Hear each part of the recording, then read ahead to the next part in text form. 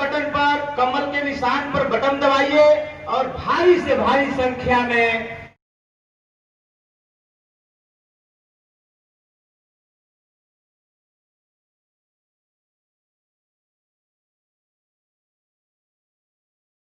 ये सब जगह इन्होंने माले को इस पर उतारा है।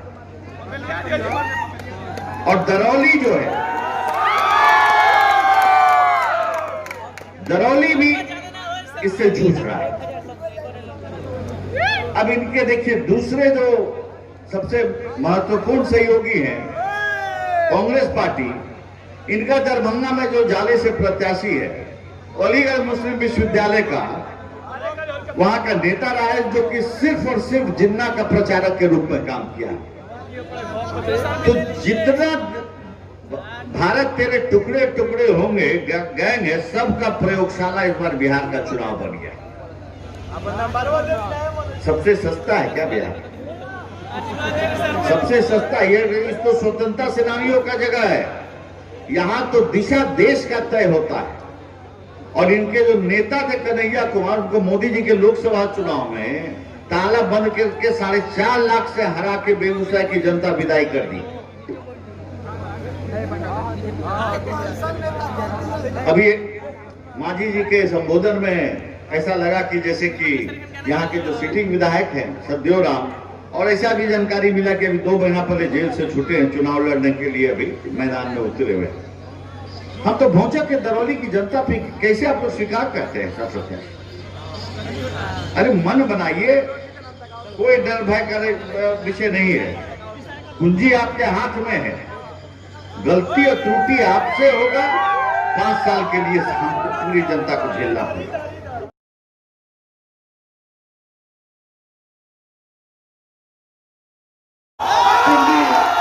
दिल्ली भारतीय जनता पार्टी के पूर्व प्रदेश अध्यक्ष और माननीय सांसद, हमने के दिल के कलेजा बड़े भाई मनोज तिवारी से आए और एक दूसरे के जनता के संबोधित करी। मनोज तिवारी जिंदाबाद, विवेक ठाकुर जिंदाबाद, नरेंद्र मोदी जिंदाबाद। एवं प्रेम से बोली भारत माता की। दोनों हाथ उठा के बोली दुर्गा मैया की। और गुठनी बाजार के दीदी भैया की। हम यही खातिर नहीं बनी, जहां जहां हमारा आवाज पहुंच रहा बा। भैया थोड़ा सा इधर आ जा। अब ठीक बा ना? क्या हाल चल बा सबकी? सब अच्छा बा ना? जितना आप लोग के मन में उत्सुकता रहल होई कि मनोजवा आवता है, उससे ज्यादा हमरा उत्सुकता रहे कि आज हम दरौली विधानसभा में गुठनी बाजार जाता है। यही माटी से हमनी के शक्ति मिलल बा दुनिया में घूमे के। और आज हमनी के थोड़ा सा विलंब हो गया भैया, कारण बताइए देनी। हमनी के बीजेपी के नेता, राज्यसभा के सदस्य, एमपी और विवेक ठाकुर जी, हमार घर पहले आरा जिला में पड़त रहे, फिर बाद में रोहतास जिला में हो गई। आया ओकरा में से अलग एगो जिला निकल गया बा, कैमूर नाम होकर। तो हमारे गांव तरवलिया मोहनिया के पास बाटी, थाना मोहनिया। लेकिन हमरा अगर हमार ब्लड निकाल के देखा जाता, हर समय रिपोर्ट में बिहार बिहार बिहार बिहार बिहार बिहार आई। ये हमारा पहचान बा। हमनी के जिक्र खातिर आइल बानी जा। हमनी के वैसन प्रत्याशी जिनके हाथ में हमेशा दरौली जब जब आइल बाटे सुरक्षित रहल बा। ऐसन हमार बड़ भाई करवट प्रत्याशी एनडीए के, जिनकर निशान कमल के छाप बाटे ऐसा श्री रामायण माझी जी हमार भाई सलेमपुर से रविंदर कुशवाहा जी सांसद बाड़े। हमरा चुनाव में ऊ आवेला उनका में हम जाइला। आज वहां के भी उपस्थित बानी। कार्यक्रम की अध्यक्षता करतनी धर्मेंद्र सिंह जी, संचालन करतनी सुभाष ठाकुर जी, राहुल तिवारी जी विधानसभा के प्रभारी, अजय सिंह जी जदयू के नेता, राजू राम जी जदयू अध्यक्ष, सुनील ठाकुर जी जदयू नेता, उमेश कुमार मल्ल जी, चंद्रशेखर राय जी, विजय। हम आप लोग के जितना यहाँ हमारे बड़ बुजुर्ग भैया लोग, दीदी लोग, सबका के हम मनोज तिवारी दोनों हाथ जोड़ के प्रणाम करतनी। जे मीडिया के भैया लोग बाटे आपके भी अभिनंदन अभिवादन। और जे हमारे छोट भाई बाटे उम्र में खूब बढ़ा जा, खूब जिया जा, जिया हो बिहार के लाला, जिया हो मछली बाजार दरौली के बाला। आप लोग के हम खाली 2-3 गो बात कहे खातिर आयल बानी। रउआ सब अच्छा से जानत नहीं जा मनोजवा कहे खातिर आयल बा। कोई के जे यहाँ सामने कुर्सी पे बैठल बा ओकरो के, जे खड़ा बाटे ओकरो के, जे वह दरबारी पर खड़ा बाटे हमार दीदी लोग, भैया छत पे देखा छतों पर बाटे जी भैया छत पे जे बाटे ओकरो के, जे वो पार वो दूर खड़ा बाटे आप सबके भी बॉर्डर पे जो बैठल बानी जा, आप सबके प्रणाम करते हुए खाली हमार एक ही विनती बाटे। ये लड़ाई सच और झूठ के लड़ाई बा। एक तरफ नरेंद्र मोदी जी, नीतीश जी, मुकेश सहनी जी और जीतन राम मांझी जी के एनडीए खड़ा बा, जे सच्चाई पर बात करता, जे अपन बात साफ साफ कहता। और दूसरे तरफ वो लोग खड़ा बाटे जेकर पूरा बुनियादे झूठ पर खड़ा बा, अपराध पर खड़ा बा और बिहार के अपराध के दलदल में डुबावे में अपन कोशिश कर रहा है। वो कहावत हमारे बाबूजी हमरा से कहत रहनी कि शिकारी आएगा, जाल बिछाएगा, दाना डालेगा, लेकिन भूल से उसमें फंसना। हम सुन ले बानी फंसे के नहीं थे, लेकिन यहाँ से अभी मैली हते को गाना बाजत रहा, सुनाई तो गाना में हम 7 मिनट 56 सेकेंड में हम उस सब बात कहले बानी जो नरेंद्र मोदी जी आप लोग से कहल चाहता रहे। हम ओकरा में ये जो बात कहले बानी कि बीजेपी जो कहती है वो डाउट बा। अभी भैया बोले अयोध्या चले के बाद तो कहले रही ना, हो गए। हम कहले रही ना कि 370 हट गए।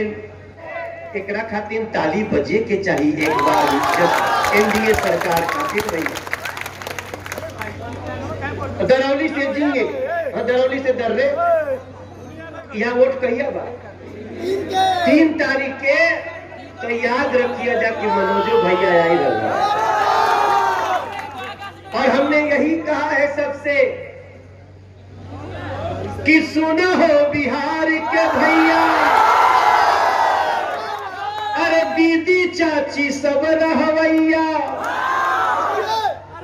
अरे लोकतंत्र के रखवैया।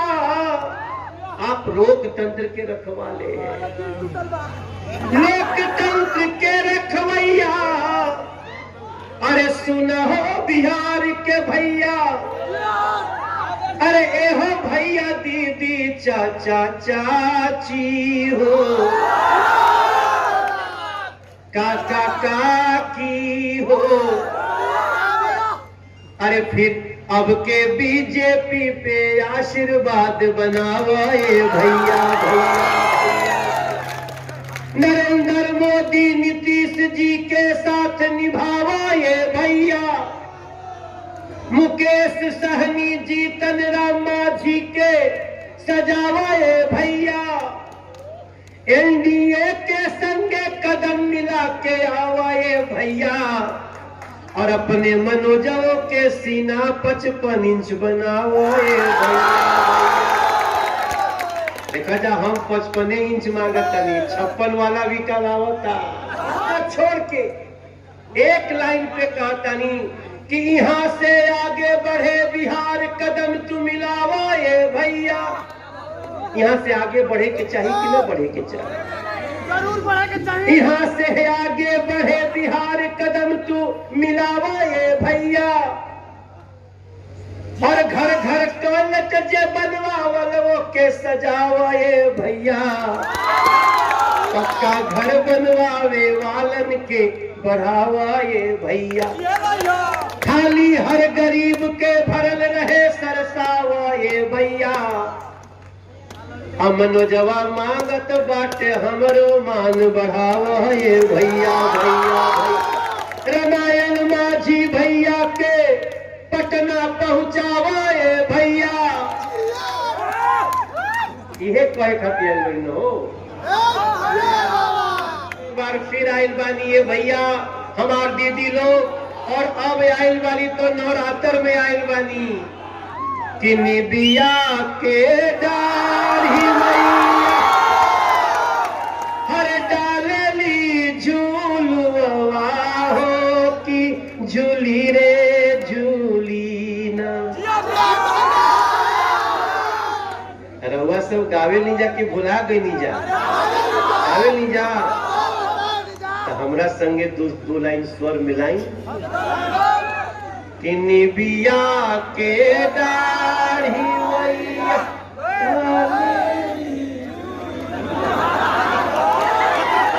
झूली रे झूली।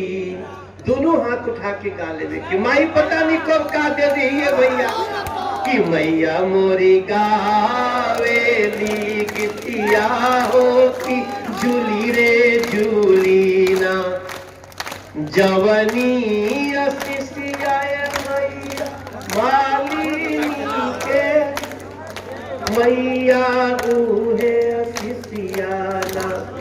हमरे नरेंद्र मोदी के दीहा, हमरे रामायण माझी के दीहा, तनिका मनोजवो के विवेको भाई के दीहा। अपने रामायण माझी खातिर एक बार हाथ उठा के आशीर्वाद दे दी जा। एक बार सब हाथ उठावे भैया, रोवे सब उठा ली जा, हथेली हेने रखी जा, और प्रेम से कही दुर्गा मैया की। अरे नवरात्र में आइल चुनाव, अरे हमार बाटे हथ जोड़िया है माँ, और अपने बिहार के रक्षा करा। दुर्गा मैया से कह रहल बानी कि अपने बिहार के रक्षा करा, अरे बिहार के कर रखवरिया है माँ। हम जब जब बोलब एक ही लाइन बोलब, हम जब जब मुंह खोलब एक ही मुंह खोलब, यहाँ से बिहार के आगे बढ़ावे खातिर। अरे बड़ी मुश्किल से उठल बिहार करा के बढ़ावा ये भैया, और एनडीए के संगे तू कदम मिलावा ये भैया। 19 लाख लोगन के तू रोजगार दिलावा ये भैया भैया भैया भैया। और हमने रोजगार कहा है, याद रख